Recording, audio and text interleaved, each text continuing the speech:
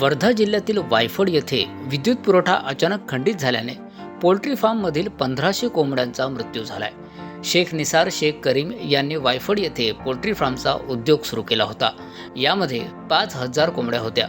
एकीकडे तापमानाचा पारा वाढत असताना अचानक विद्युत पुरवठा खंडित झाला। विद्युत पुरवठा खंडित झाल्याने शेडमधील तापमान वाढले आणि त्यामुळे 1500 कोंबड्या मृत पावल्या। माझं नाव शेख निसार शेख करीम, मुक्काम पोस्ट वायफळ, जिल्हा वर्धा। माझे नुकसान झाले आहे। या नुकसान कोंबडीचे 1500 कोंबडी, 1500 कोंबडी मरण पावली आहे। मरण पावले या लोकांचे कर्ज उचलून बँक ऑफ बडोदाचे 12-13 लाख रुपये उचलून या कर्ज उचलून बांधकाम केले आहे पोल्ट्रीचे। याच्यातून माझे नुकसान 2-2.5 लाख रुपयाचे नुकसान झाले आहे। या घटनेमुळे शेतकऱ्याचं मोठं नुकसान झालं असून त्याने शासनाकडे आर्थिक मदतीची मागणी केली आहे।